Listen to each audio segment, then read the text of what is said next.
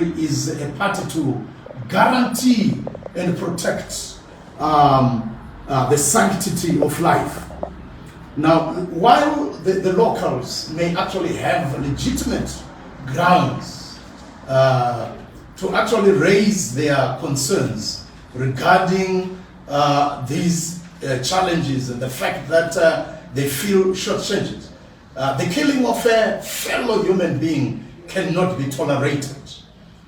Zimbabwe's political, economic, and social crisis continues to cause intense misery among its intergenerational population. You know very well that its oldest population is wasting away with hardly any personal savings and pensions after years of economic turmoil and inflation.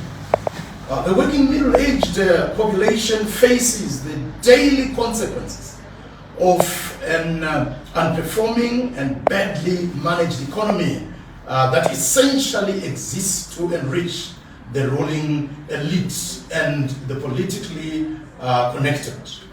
Ladies and gentlemen, by far, one of the starkest indicators of the hopelessness and the helplessness that pervades the Zimbabwean situation is the fact that we see a lot of people leaving this country, and a lot of them do so hurriedly. Why? Because the government is badly run, and a lot of our people are scattered around the neighboring countries, South Africa, Botswana, Namibia, Mozambique, United Kingdom, United States of America, Australia, and Canada. Right? Zimbabweans escaping the political situation in Zimbabwe, you know, they just find themselves really having to cross this, Limpopo without adequate papers. Not because they wish to do so, but our government has not been able to make provision of these services. And you know very well what has happened way back in Matabeleland from 1983 to 1987, where a lot of people were killed, and the children whose parents were killed or simply disappeared obtained national identity documents. Did not obtain national identity documents necessary actually to acquire passport. And what this means is that a lot of people that go into South Africa without enough documentation, it is not a fault of their own, but it is actually a result of this situation that has actually bedeviled our nation. And ladies and gentlemen, these escalating attacks against foreign nationals is totally unfold. We would like to call upon Zimbabwean political leadership to honor up and to appreciate the fact that they have a critical role to play in these displacements. We would also want to urge our South African neighbors to really press on their counterparts Zimbabweans to make sure that the situation that is in our country is really resolved. And we would like to also urge SADC to make sure that the rule of law and constitutionalism is restored in our country. Ladies and gentlemen, I thank you. Thank you very much, Bishop Magaya. Now we will hear from Fortune Kudzekwe from Zimbabwe Human Rights NGO Forum. Thank you so much, esteemed colleagues before the state by coming to grace us on this particular day, where we are mourning, as Bishop Magaya said, the passing of one of our own in a foreign land. As the NGO forum, we are equally concerned about the gruesome xenophobic attacks in South Africa against foreign nationals. This storm of terror and human rights violations of personal security and human dignity, as well as assault of foreigners, disgusted despondency and fear in fellow Africans. We will always remember the words of Nelson Mandela at this point, where he said the concept of Ubuntu, the profound sense that we are human only through the humanity of others, that if we are to accomplish anything in this world, it will equally measure be due to the work and achievement of others. This is who we are in Africa. We are indeed a community. We'll turn to our Constitution of Zimbabwe, where we also want to call upon the government of Zimbabwe to make sure that Section 35(3) of the Constitution of Zimbabwe, which entitles every citizen to be protected by the state, wherever they may be, to invoke the feelings of nationality and patriotism in our government, so that they act and call those who are doing this to order. This is part of their citizenship entitlements. Everyone in a foreign land is entitled of that protection based on Section 35(3). It is therefore incumbent on the Zimbabwean government to protect its citizens and to take measures to ensure the safety of its citizens through its engagements with peer countries. With this background, there is need for legal accountability on the part of the South African government for xenophobic attacks against Zimbabwean citizens. It is also critical for all of us in Zimbabwe to continue monitoring the violations for ensuring legal accountability and protection of our citizens in South Africa. We also want to remind the South African government of the value entrenched in the African Charter on Human and People's Rights, which embodies freedom, equality, justice, and dignity. These same values translate to respect for life and property of fellow human beings.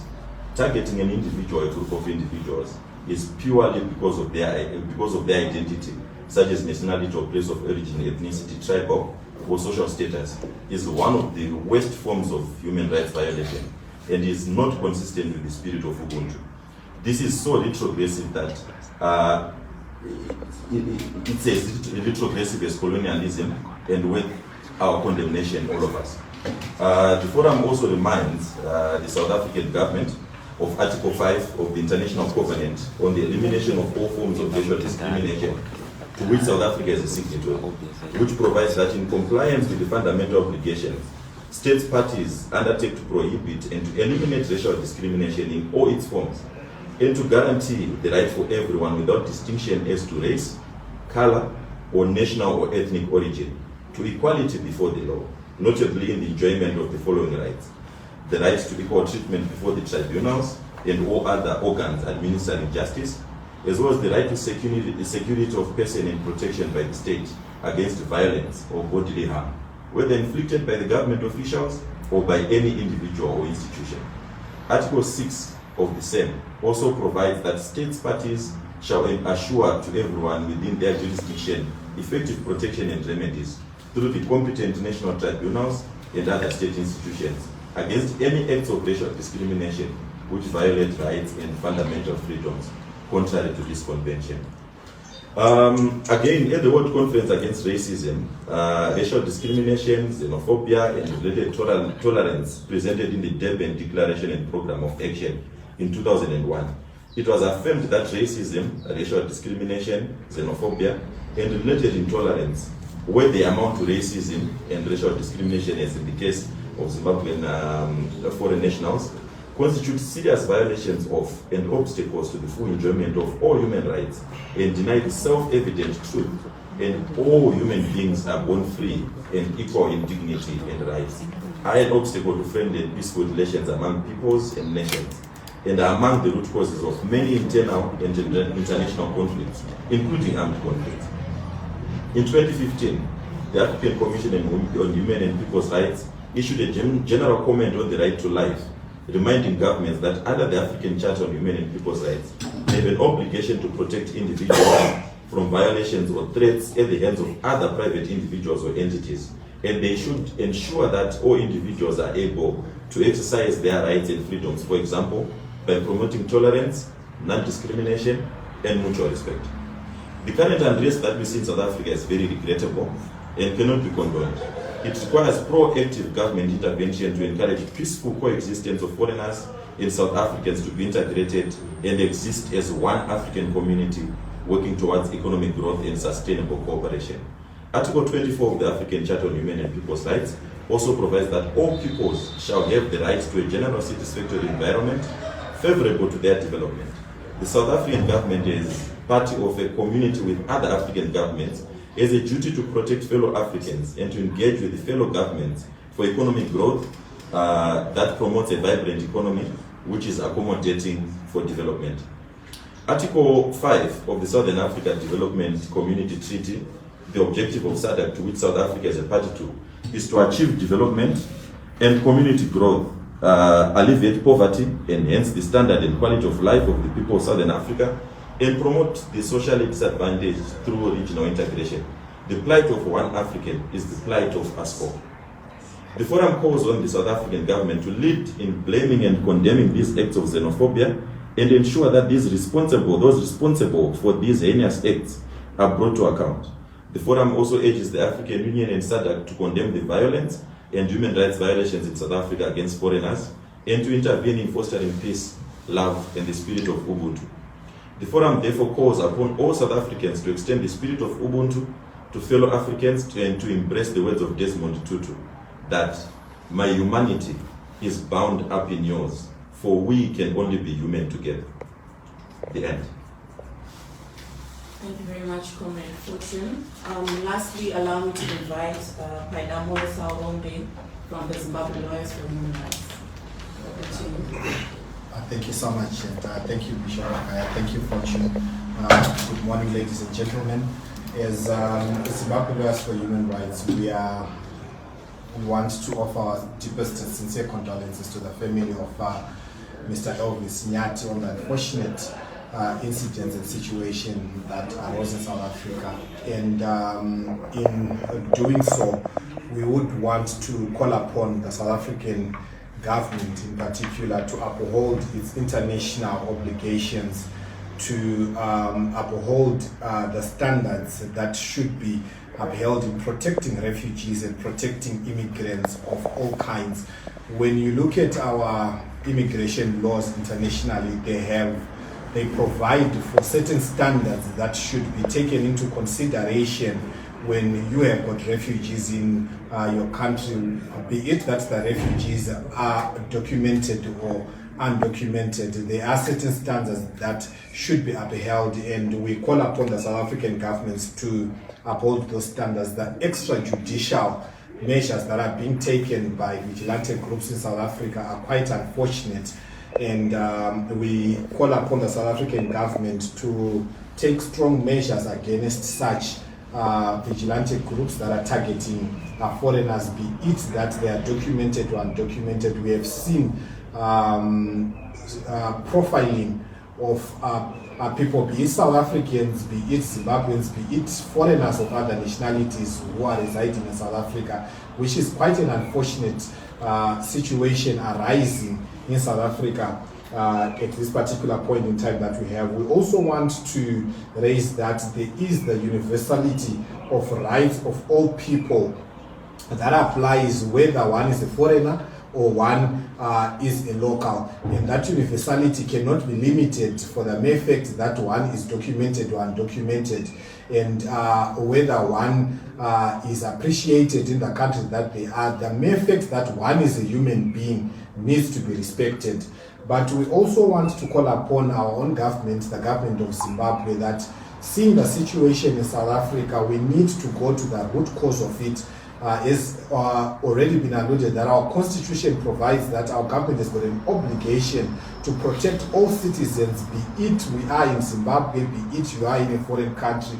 Our government has got an obligation to actually protect all our citizens and to protect the rights, mainly at the human rights of all our citizens all over the world. And in protecting those rights cannot be limited by any circumstance. Hence, we need to respect immigration laws, we need to respect our constitutions, the constitutions of South Africa, but much more we need to respect in respecting our constitution, we need to take into consideration that the situation have arisen because of our own socio-economic situation, and the government of Zimbabwe has got an obligation to correct and to put a stop to our own socio-economic decay that is occurring in our country, and to have an environment whereby Zimbabweans can be able to prosper whilst in Zimbabwe. Hence, we call upon the government of Zimbabwe, we call upon the government of South Africa, we call upon SADC, we call upon the United Nations and the African Union to do something about the situation in South Africa and put a stop to it as soon as possible, and to have our laws being respected, be it international obligations, be it the Constitution of South Africa, the Constitution of Zimbabwe. We can only prosper if we are going to respect the universality of human rights and to respect our laws. Thank you so much, ladies and gentlemen. Thank you to all our speakers. I'll open the floor to questions.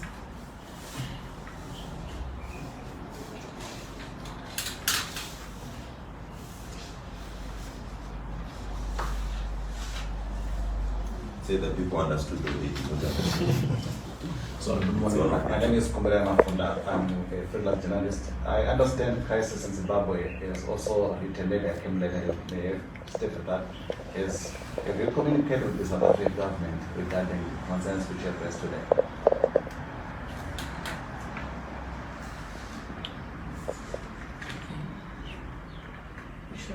Yes, this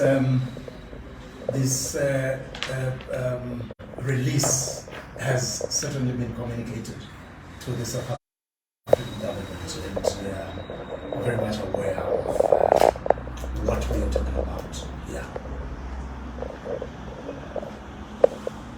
Just to support what the Bishop has said, as we all know, this xenophobic attacks have been going on for a while, and as Crisis Coalition, we have continuously engaged the government of South Africa through the Embassy of South Africa and through other relevant government departments.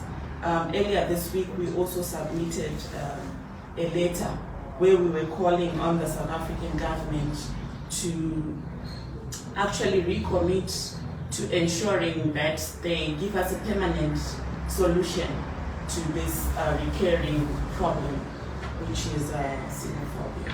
Thank you. Privilege Kumbodet Newsday. Maybe just before we talk about approaching South Africa, I just wanted to know if you done anything just to assist the family of the late Elvis Nyati. Like if you is the Crisis in Zimbabwe Coalition, is there been anything like just to help out the family?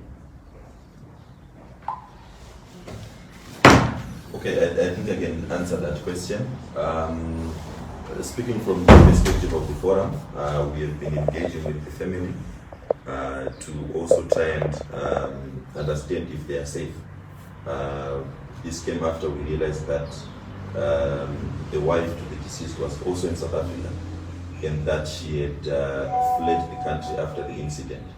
So we then engaged some of our partners who work on immigration to assist them in repatriating them. So that's the kind of assistance we've been giving them so far. But the broader picture is for all of us as Zimbabweans in our individual capacities to also assist family, not only through financial and material assistance, but by providing such discussions and debates as we are doing right now. It goes a long way in safeguarding and memorializing their disease.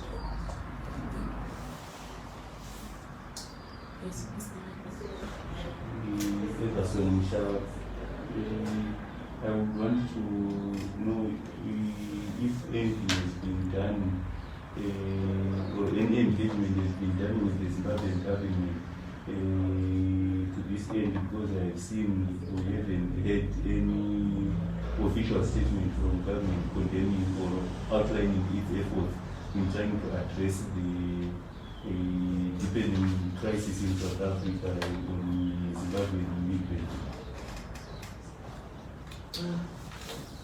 Yes, I think, like a colleague has indicated, we really have gone through these socio-economic, political, dark cycles. It looks like what has been happening in South Africa, I mean, is some parallels to what we have always witnessed from 1983. So, Zimbabwean government has been engaged time and again.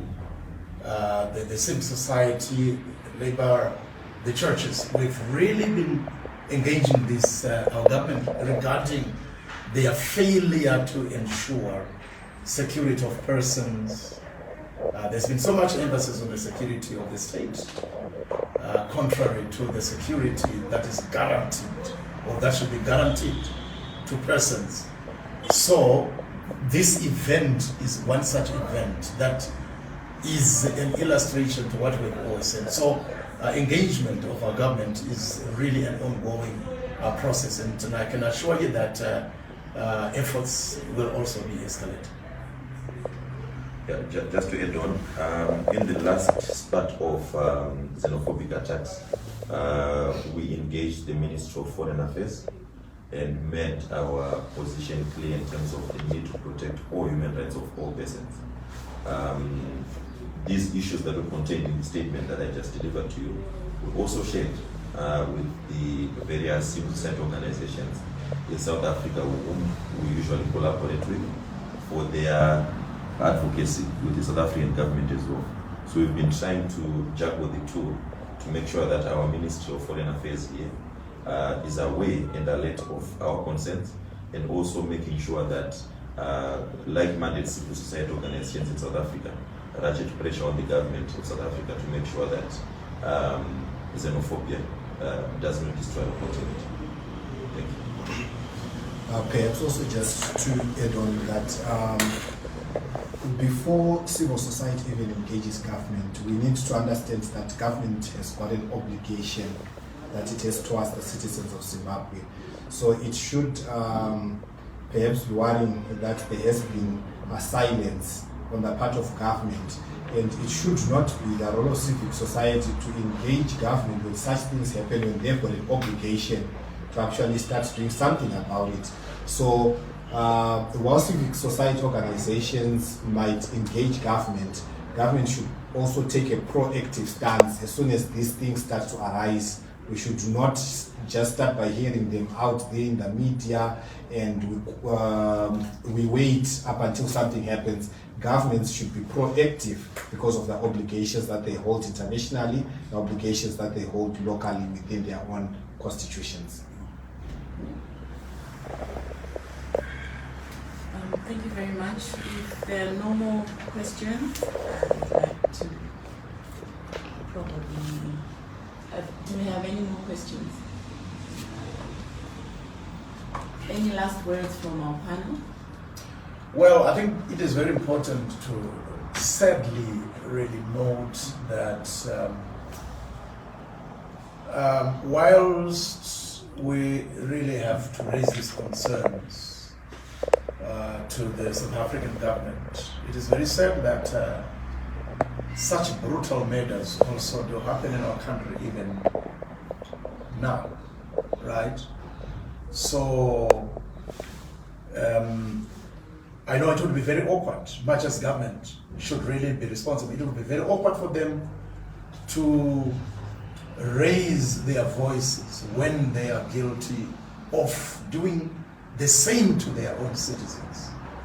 The recent murder of Moneni, the CCC member in Kwekwe, is no different to what we have witnessed in South Africa. In fact, it is worse off because we have noted this brutal murder happening in Zimbabwe under the watch of the state and the organs of the same. So we really would want to urge our government to have their conscience resurrected. Rise up to the occasion, be responsible. It is said when your own people run away from murders, from economic challenges in their own country, only to face equal challenges in the neighboring South Africa. Thank you very much, Bishop Magaya. He is the Crisis in Zimbabwe Coalition Peace Building Chairperson, and we'd also like to extend our gratitude to our members, the Zimbabwe Lawyers for Human Rights, the Zimbabwe Human Rights NGO Forum, and thank you very much, ladies and gentlemen, for attending our press. Thank you.